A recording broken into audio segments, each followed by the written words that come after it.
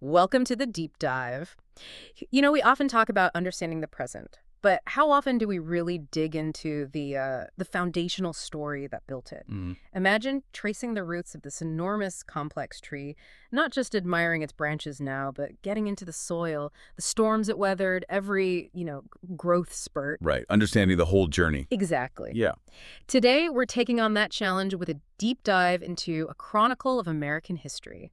We're moving from the earliest landscapes all the way to its, modern complexities. Yeah. Our mission isn't just reciting dates, it's about uncovering cause and effect, the human decisions, and maybe the spirit of what people call this ongoing experiment. hmm Looking at a nation's journey, what historical moment do you find makes surprisingly impactful on today? That's a great question, and it really sets the stage for our approach. What's truly insightful about America's story is how much it's about constant evolution, constant redefinition, really. So our goal is to extract those, potent nuggets of knowledge, highlighting how geography, diverse peoples, these profound conflicts and evolving ideas continuously reshaped the land and the people in it. Makes sense. We'll look at the key turning points, those moments where the path just irrevocably changed, and try to understand not just what happened, but why it mattered and why it keeps echoing. Right, into the present day. Exactly. And to grasp this dynamic narrative, we absolutely have to start at the very, very beginning, long before any European names were on these maps. Absolutely. And what truly strikes me right from the get-go is just how rich and complex this land was before Europeans showed up. Oh, absolutely. Vastly complex. We're talking about vast, diverse cultures, established societies flourishing across North America, from sophisticated centers like Cahokia In the Mississippi Valley, yeah. to the intricate irrigation of the Pueblo peoples in the Southwest, or the powerful Iroquois Confederacy up in the Northeast. Indigenous peoples had built lives shaped by their environments. Their societies dictated by climate, resources, sophisticated trade networks sometimes. It's a vibrant world, already in motion, with its own deep history. Totally. Precisely. And into this thriving world, you get the European explorers. This starts what we generally call the early European encounters, roughly, say, 1492 to 1607. Okay. We start, of course, with Columbus establishing Spanish claims, but it quickly expanded French, Dutch, English explorations, each with different motivations. Right, not all the same goals. Not at all. Spanish seeking gold, glory, French pursuing furs, primarily, the English eventually land and religious freedom. But a critical nugget here is how often these early ventures face just immense struggles, catastrophic sometimes. Yeah, that wasn't easy. No. The idealized vision of a new world clashed, often violently, with harsh realities, unfamiliar terrain, disease, and, importantly, formidable resistance from established indigenous populations. Many early settlements just failed outright. It underscores the sheer difficulty of getting a foothold. So from those incredibly difficult, often brutal beginnings, we then see the dawn of colonial America, roughly 1607 to, say, 1750. Moving towards permanence. Right. This is when we move beyond just expeditions to actual settlements. Jamestown in 1607, initially just teetering on collapse until tobacco saved it economically. Right, that cash crop was key. And then Plymouth in 1620, founded by separatists seeking religious freedom, marked by the Mayflower Compact, an early nod to self-governance. Eventually, these lead to the 13 colonies, each kind of developing its own character, right? Distinct personalities, definitely. New England, driven by religious community, maritime trade. The middle colonies, more of a diverse melting pot grain production. And the South. The southern colonies focused on large-scale agriculture. Yeah. Cash crops like tobacco, later cotton, and heavily, heavily reliant on enslaved labor. Right. And if we connect this to the bigger picture, these early interactions, these settlements, they laid down foundational patterns that would echo for centuries. Like what specifically? Well, the complex, often contentious relationship with Native Americans starts to solidify. That dynamic of trade, treaties, land disputes, escalating conflict, it irrevocably shapes the continent's future. Okay. And the emergence of chattel slavery, especially in the South, becomes this intrinsic dark thread woven into the fabric of society. It's built in from early on. Deeply. This period really highlights the interplay of, opportunity and profound moral compromise. It makes you ask, how new was this world really? When so much was built on existing landscapes, existing relationships often through struggle, and with such profound foundational injustices. That's a crucial insight. And those foundational patterns, those emerging identities, they soon collide with the ambitions of the mother country, right? Leading us to the road to revolution. roughly 1750 to 1775. Exactly. And a major, often overlooked catalyst here is the French and Indian War. Right, which Britain won, but But it left them deeply in debt. Their solution looked to the American colonies to help pay for it, taxation. which leads to a cascade of British taxation, most notably the Stamp Act of 1765. This taxed internal documents, newspapers, legal papers. It directly hit almost every colonist, not just merchants. So it wasn't abstract, it was felt personally. Very personally. And that ignited fierce debates, not just taxation without representation, but specifically because it was an internal tax. That made resistance widespread, immediate. Okay, so that direct financial hit really spurred a shift in identity. A profound shift. Other acts followed, like the Townsend Acts, leading to more resistance, calls for a unified stand. Yeah. Key events like the Boston Massacre, which became powerful colonial propaganda, and the defiant Boston Tea Party, a deliberate act of economic sabotage. These showed a growing willingness to challenge authority directly. These weren't just random incidents then. No, they were pivotal moments, signaling a shift towards unified, defiant action, culminating in the First Continental Congress. What's fascinating is how a shared grievance over economics began to forge a collective American identity, moving away from being British subjects towards something new. And those collective grievances, those actions, they really lit the fuse for the American Revolution itself, 1775 to 1783. The spark hits the powder. The first shots at Lexington and Concord, it transforms from a dispute over rights into a full-blown war for independence. Then the Declaration of Independence in 1776, that wasn't just political, was it? No, it was radically philosophical, articulating ideas of natural rights, popular sovereignty, the right to revolution. It fundamentally challenged the divine right of kings, monarchy everywhere. A direct rejection of the old order. Audacious. It sent shockwaves far beyond America. Well, Absolutely. The war itself was grueling. Key battles like Saratoga were crucial. That victory helped convince France to formally ally with the Americans. which was huge, right? Naval power, money. Vital. Figures like Lafayette symbolize that critical international support. And the ultimate victory at Yorktown, secured with French help, sealed the British defeat. So connecting this to the bigger picture, The revolution wasn't just about winning independence. It was about demonstrating that Republican ideals could work against powerful empires.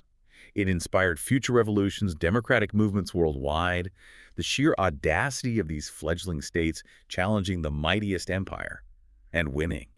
It profoundly reshaped global political thought. So what's the lasting impact here? It wasn't just a squabble over taxes. It was this radical assertion of new ideas about governance, self-determination. It really turned the world upside down. It forced a global conversation, about who holds power and why, paving the way for this entirely new experiment in self-governance. But after the war dust settled, the immediate monumental challenge was forging a new nation. This period from, say, 1783 to 1789. Right, winning is one thing, building is another. Exactly. The first attempt, the Articles of Confederation, quickly proved too weak. The central government couldn't tax effectively financial chaos, states printing their own money. Yikes. It couldn't raise a national army effectively either. Look at Shays' Rebellion, the farmer uprising in Massachusetts. The government couldn't really stop it. Showing the weaknesses clearly. Urgently. Highlighted the need for a stronger federal structure. And that urgency leads to the critical Constitutional Convention in 87. Delegates painstakingly draft the U.S. Constitution. A sophisticated new framework, balancing power between central government and states, and crucially, dividing federal power into 3 branches. But not everyone was on board immediately. No, the ratification debates were intense. Federalists wanting a strong central government versus anti-federalists, fearing exactly that. The eventual addition of the Bill of Rights, guaranteeing individual liberties, restricting government power, that was key to getting it ratified. A direct response to those fears. So this period is really a masterclass in compromise. And maybe foresight? I think so. Yeah. The founders were inventing a new political language, balancing power, creating a system designed for ongoing negotiation, setting precedents for a republic that would scale way beyond what they imagined. It's a testament to deliberate design and governance. Okay. And from those foundational documents, we enter the early republic, roughly 1789 to 1820. The first presidencies? Washington, Adams, Jefferson, each setting crucial precedents. Washington's farewell address, warning against permanent foreign alliances, political factions hugely influential. And Jefferson's Louisiana Purchase. It dramatically expanded the nation's territory. Though it also raised tricky constitutional questions about presidential power, didn't it? Right, so this was a time of ambitious expansion, but also big challenges. Definitely. The young country navigating its identity. The War of 1812, sometimes called the Second War of Independence, further solidified American identity, sovereignty. Why was that fought? Issues like British impressment of American sailors, British support for Native American resistance, it generated national pride and, kind of ironically, boosted domestic manufacturing because trade was disrupted. So, the young nation asserting itself. Determined to prove its resilience, defend its interests on the global stage. Okay. Now, from there, the nation really starts to stretch its boundaries, right? The era of expansion and division, 1820 to 1860. And the idea of manifest destiny takes powerful hold. Explain that a bit. It was this belief, really, in America's divinely ordained or right or even duty to expand its democratic institutions across the whole continent. Sounds grand, but It came with immense human costs. It drove territorial acquisitions, like through the Mexican-American War, adding vast lands. But it also led to the forced displacement, the tragic removal of indigenous peoples, like the Cherokee on the Trail of Tears. so here's where it gets really interesting. That expansion, while physically uniting the continent, it actually deepened the divisions within the nation. Exactly, simultaneously. The North saw huge industrial growth, factories, cities, a wage labor economy. The South, though, remained largely agrarian, heavily reliant on slave labor for its booming cotton economy. This economic split fueled a growing cultural, political chasm. And slavery becomes a central issue. Increasingly central, incredibly divisive. Things like the Missouri Compromise, the Compromise of 1850, the Kansas-Nebraska Act allowing popular sovereignty on slavery. These were desperate attempts to keep a balance, but they ultimately just pushed the nation further down that road. An almost inevitable path to conflict. It seems that way looking back. Indeed, those simmering tensions just exploded into the Civil War and Reconstruction from 1861 to 1877. The causes. Deeply rooted in those sectional divisions.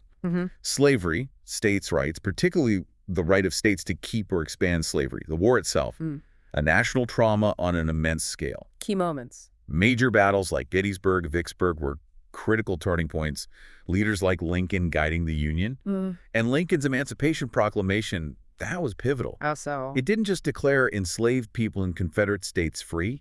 It fundamentally shifted the war's purpose, adding the liberation of millions to the goal of just preserving the Union. Wow. So this period, it's both profound trauma and these radical attempts at redefinition. Absolutely.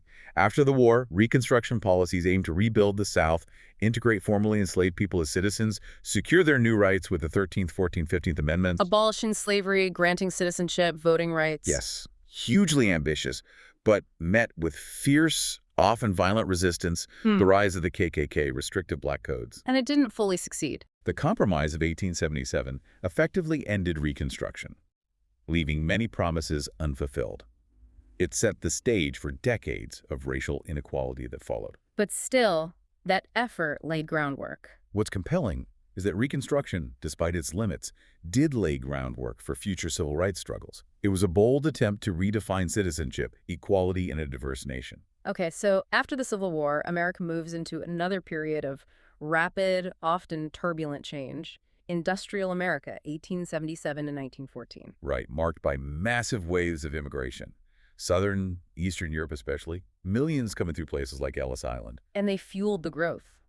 Absolutely. Yeah. Provided the labor for growing cities, industries, profoundly shaped the culture too. This was also the age of big business, right? The robber barons. The rise of big business, yes. Yeah. Figures like Carnegie in steel, Rockefeller in oil, amassing unprecedented wealth and power, often through aggressive monopolistic practices. And the flip side of that. Well, this era of industrial might, rapid technology, sprawling factories, it also gave rise to the organized labor movement.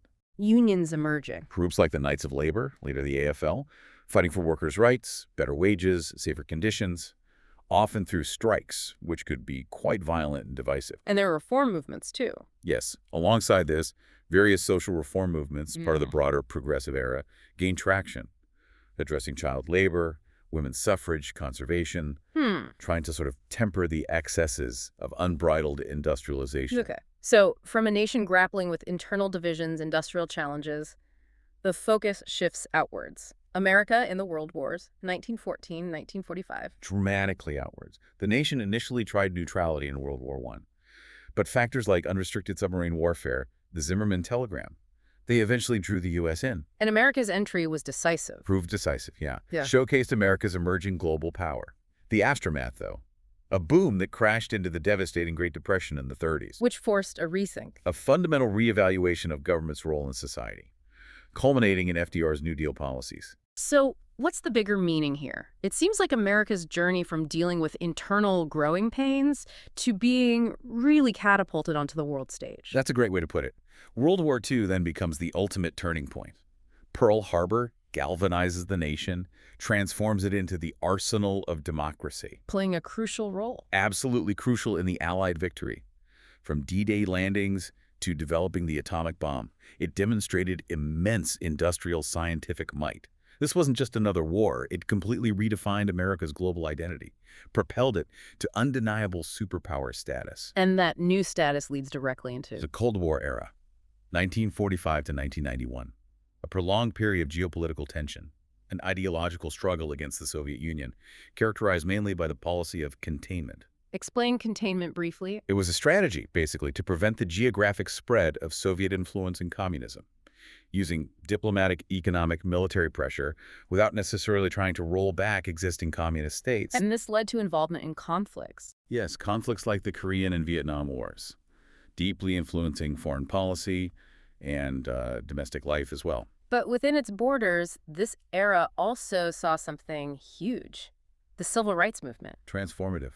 A monumental fight for equality, Right. challenging segregation, discrimination through nonviolent protest, legal battles, powerful voices like Martin Luther King Jr. Landmark achievements. The Civil Rights Act of 1964, the Voting Rights Act of 1965 fundamentally reshaped American society. And parallel to this, you have the space race, sparked by Sputnik. Fueling innovation. Unprecedented technological innovation, huge cultural impacts, alongside broader societal shifts like the rise of counterculture movements. So if we connect this Cold War period to the bigger picture, It wasn't just a geopolitical standoff. It profoundly influenced everything: science, education, pop culture, civil liberties within the U.S. It truly defined generations, shaping national priorities and individual lives. and that brings us pretty much up to modern America, 1991 to the present. Right. With the end of the Cold War, the nation faced new challenges, new directions in foreign policy. Adapting to a unipolar world initially, marked by events like the Gulf War, and later, the post-9/11 War on Terror. And what strikes me about this contemporary period is just the relentless pace of change. Oh, absolutely. This era has been dramatically shaped by rapid technological advancements, the internet revolutionizing everything: communication, commerce, daily life. And increasing global interconnectedness. Yeah, we're living in the next chapter, aren't we? Yeah. Shaped by tech and global forces we could barely imagine a few decades back, constantly grappling with new social, political challenges, climate change, economic inequality, deep political polarization. The story definitely doesn't stop. Okay, so we've covered this vast sweep today. From the rich tapestry of indigenous cultures before European contact, through the struggles of early settlements, that audacious fight for independence, the painstaking forging of a nation, we explored the agonizing divisions leading to civil war, the ambitious though incomplete efforts of Reconstruction, then traced the rise of industrial power, America's dramatic emergence onto the world stage via two global conflicts. The defining struggle of the Cold War. Right, and right up to the technological and social complexities of today. It really is a testament to continuous evolution, adaptation, that complex interplay of land, diverse peoples, and ever-evolving ideas. And understanding these distinct historical phases, it gives crucial context for what's happening now, doesn't it? It shows us the present isn't isolated. It's a direct descendant of every past decision, movement, compromise. Yeah. This whole chronicle, it really fosters a deeper appreciation for that ongoing democracy, unity that's been so central to the American story, revealing the layers of progress, setback, redefinition. Which brings us to an important question maybe for you, the listener, to ponder. Given these constant forces of change, expansion, and division throughout its history, what do you think is the single most enduring element of the American experiment? And how might that shape its future role on the global stage?